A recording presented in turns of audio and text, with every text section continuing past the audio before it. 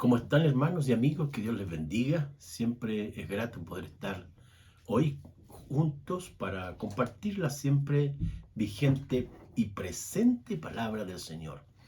Es muy importante que usted, como yo también y todas las personas, podamos escuchar y alimentar la mente, el corazón y el espíritu con la palabra del Señor. Las escrituras dicen que no solo de pan vivirá el hombre, sino de toda palabra que sale de la boca de Dios. El cuerpo es el que necesita todos los días el alimento físico, pero ¿con qué se alimenta el espíritu? Y las escrituras dicen que es con la palabra de Dios. Entonces hoy vamos a ir a un pasaje bien interesante del libro de Amós, en el capítulo 4, los versículos 4 al 13. Amós, capítulo 4, versículos 4 al 13, que dicen así: Id a Betel y prevaricad, aumentad en Gilgal la rebelión, y traed de mañana vuestros sacrificios y vuestros diezmos cada 3 días, y ofreced sacrificio de alabanza con pan leudado, y proclamad, publicad ofrendas voluntarias, pues que así lo queréis, hijos de Israel, dice Yahvé el Señor. Les hice estar a diente limpio en todas vuestras ciudades, y hubo falta de pan en todos vuestros pueblos, mas no se volvieron a mí. También les detuve la lluvia 3 meses antes de la siega, e hice llover sobre una ciudad y sobre otra ciudad no hice llover. Sobre una parte llovió y la otra parte, en la cual no llovió, se secó. Y venían de 2 o 3 ciudades a una ciudad para beber agua, y no se saciaban. Con todo eso, no se volvieron a mí, dice el Señor. Les herí con viento solano y con oruga. La langosta devoró vuestros muchos huertos y vuestras viñas y vuestros higuerales y vuestros olivares, pero nunca se volvieron a mí, dice el Señor. Envié contra vosotros mortandad tal como en Egipto. Maté a espada a vuestros jóvenes con cautiverio de vuestros caballos, e hice subir hedor de vuestros campamentos hasta vuestras narices, mas no se volvieron a mí, dice el Señor. Les trastorné como Dios trastorna a Sodoma y a Gomorra, y fuiste como tizón escapado del fuego, mas no se volvieron a mí, dice el Señor. Por tanto, de esta manera te haré a ti, oh Israel, y porque te he de sacar, prepárate para venir al encuentro de tu Dios, oh Israel. Porque aquí el que formó los montes y crea el viento y anuncia el nombre, su pensamiento, el que hace de las tinieblas mañana y pasa sobre las alturas de la tierra, dice el Señor, Yahvé de los ejércitos. El tema que vamos a compartir en el día de hoy es Dios o la naturaleza. Dios o la naturaleza. La Sagrada Escritura nos enseña que este profeta llamado Amós significa el que lleva la carga. Vivió en Tecoa, una ciudad más o menos a 8 kilómetros de Betel. Y era un profeta que realizó su ministerio profético allí en Samaria, capital de Israel del Norte, en el siglo VIII antes de Cristo. Ahora, pensando en todas las situaciones que ocurren en nuestro contexto humano, en nuestro contexto natural, la mirada, el análisis, la observación que los escritores sagrados registran en las Sagradas Escrituras es que es Dios, es el Señor, el Creador, el Altísimo, que está en todo tipo de situación haciendo y llamando a las personas para que se vuelvan a Él. En un sentido, no es la creación, no es la naturaleza o la Pachamama o el clima o las ciencias naturales o el sol o los astros los que generan la vida y las cosas como se sucede en este planeta Tierra. Esa definición, esa conclusión sería una conclusión netamente humanista, existencialista, humana, terrenal. La Escritura dice que el hombre natural no percibe las cosas que son del Espíritu, porque para él son locura y no las puede entender, porque se han de discernir espiritualmente.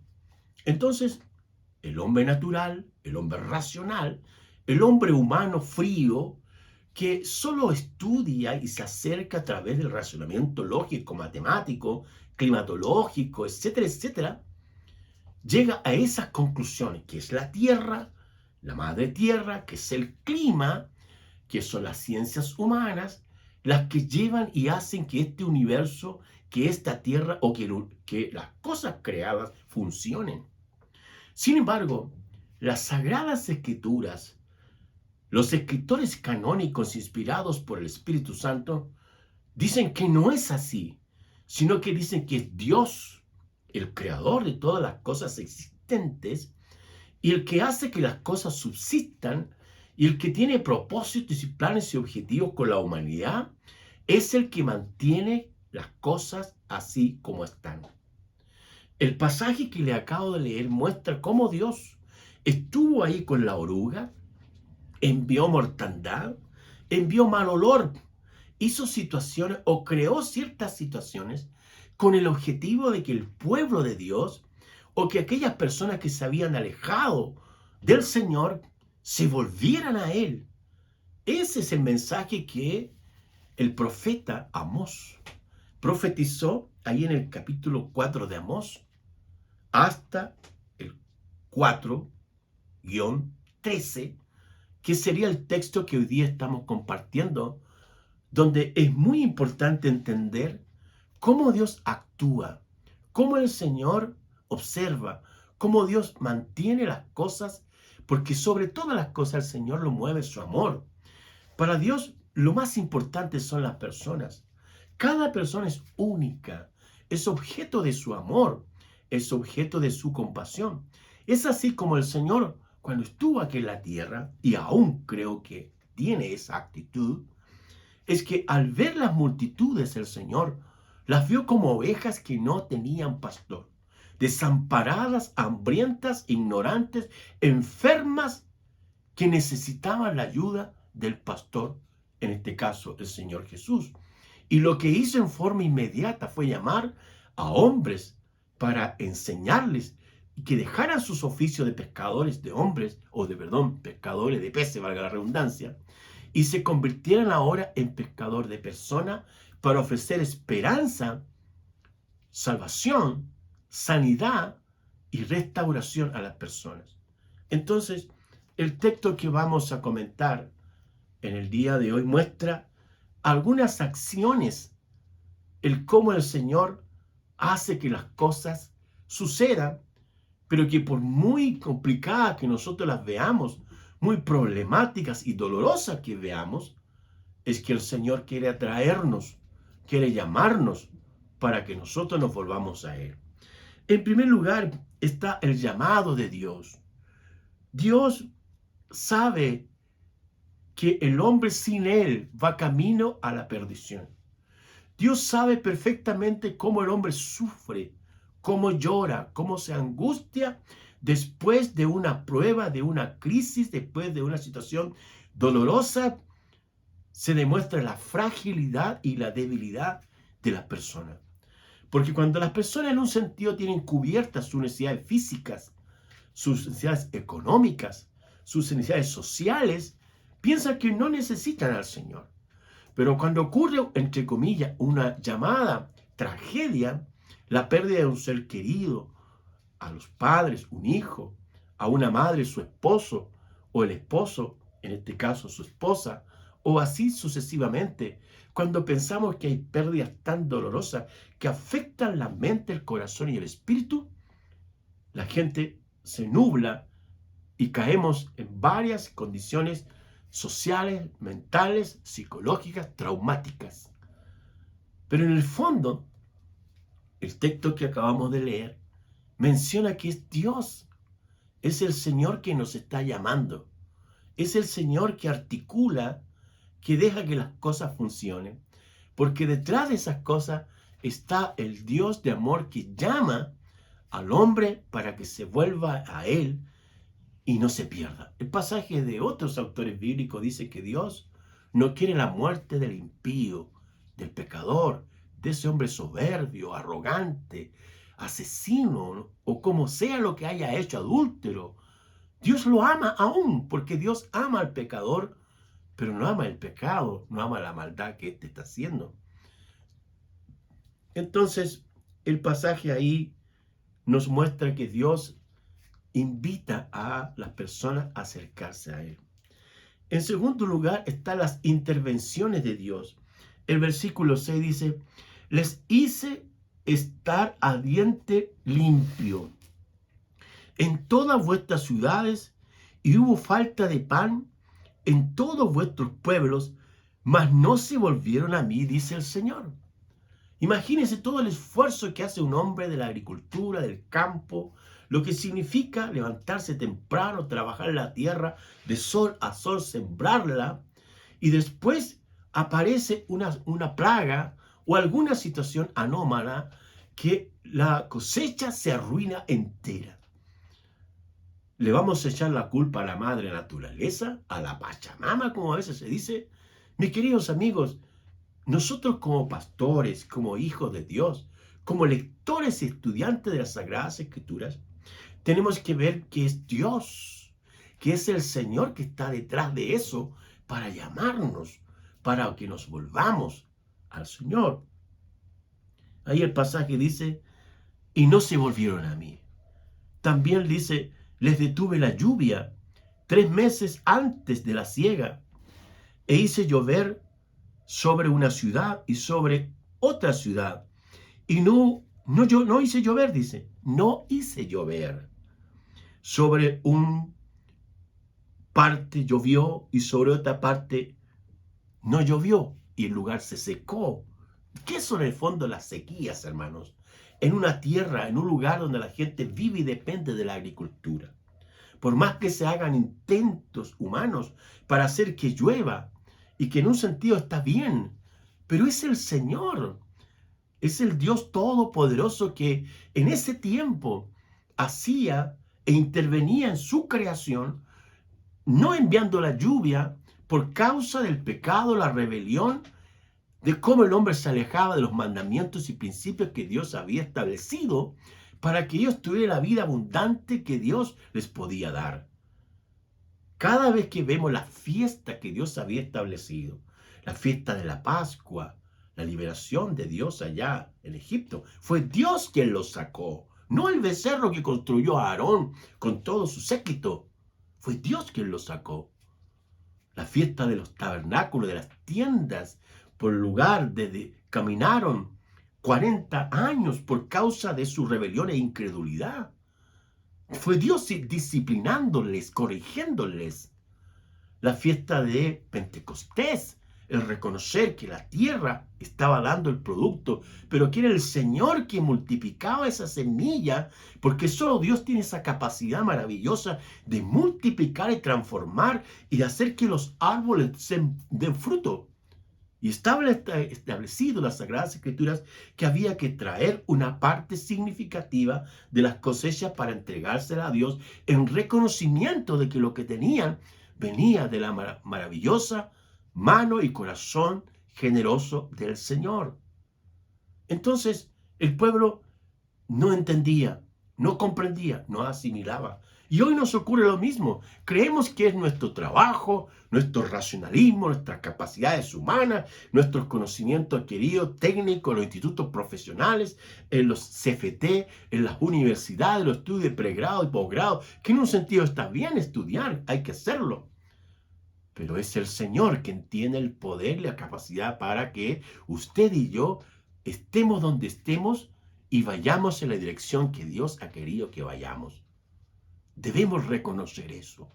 Es el Señor que hace las cosas y las maravillas que Dios hace cada día. Venían de 2 o 3 ciudades a una ciudad para beber agua y no se saciaban. Con todo eso, no se volvieron a mí, dice el Señor. Es decir, Dios detuvo la lluvia, hubo escasez de agua, pero no se volvieron a mí. Las crisis en la agricultura, el viento solano se menciona. Este es un viento cálido, caluroso y sofocante. Cuando uno estudia sobre el clima en las Sagradas Escrituras, no en las ciencias humanas, como el tiempo que usted ve en la televisión todos los días, en la radio hay programas que hoy día va el calor acá o que el frío acá. Hay un pasaje en las Sagradas Escrituras que aparece allá en el libro de Génesis. Vamos a intentar con la ayuda del Señor buscar este pasaje que viene a ilustrar lo que el Señor hizo ahí. Estoy viendo ahí en Génesis capítulo 6.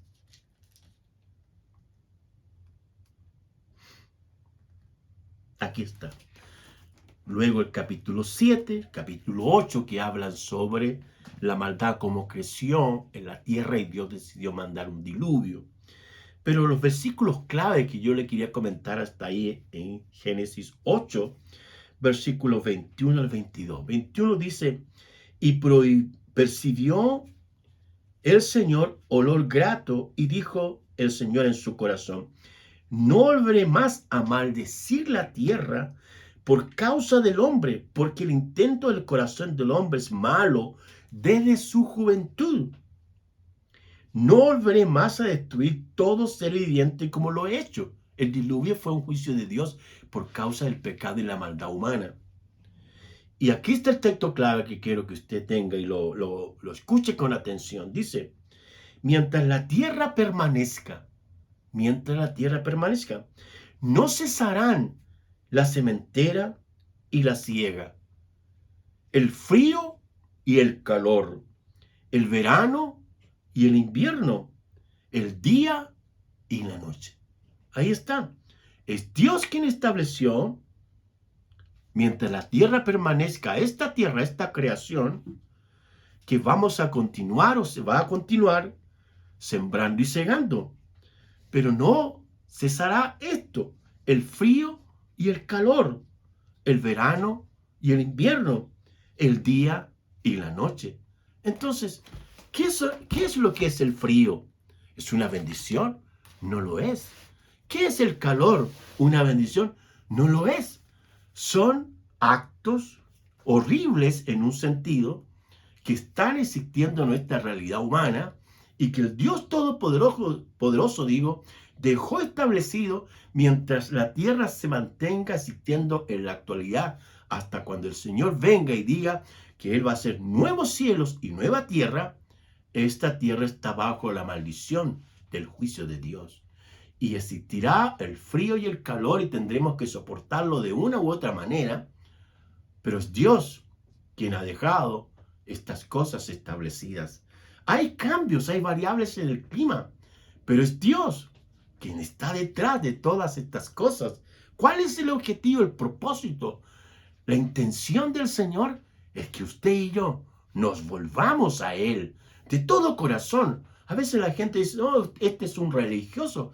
¿Cuál es el problema? Que la gente diga que somos religiosos, que amamos al Señor, que amamos la palabra, que no nos avergonzamos del Evangelio, que decimos que somos cristianos, que tenemos ciertas formas éticas, que no somos groseros, que hemos aprendido a comunicarnos correctamente sin decir groserías. El Señor tiene una forma maravillosa de hablar, de comunicarse, de decir las cosas, y Él puede enseñarnos palabras, frases, oraciones, conversaciones edificantes, constructivas, para que de esa forma podamos entendernos mejor. El pasaje de Amós sigue diciendo, muerte de la población. Los jóvenes, dice el pasaje ahí, estoy leyendo ahí parte del 10, Amós 4:10. Envié contra vosotros mortandad como en Egipto, maté a espada a vuestros jóvenes, en cautiverio de vuestros caballos, hice subir el hedor de vuestros campamentos hasta vuestras narices, mas no se volvieron a mí, dice el Señor. ¿Cómo el Señor disminuyó la población? ¿Cómo el Señor intervino a través de quitarle la vida a los hijos, a los jóvenes? Y eso, cuando usted lee las Sagradas Escrituras, allá en Génesis y también el libro de Éxodo, precisamente el libro de Éxodo, cuando Dios va a sacar a su pueblo de Egipto y Faraón no cree, y Moisés dice que él va a intervenir, el Señor, quitándole la vida al primogénito heredero del imperio de Egipto, él no creyó, él no aceptó eso. Pero Dios finalmente quebró el corazón de Faraón para que entendiera que el único Dios todopoderoso era el Señor.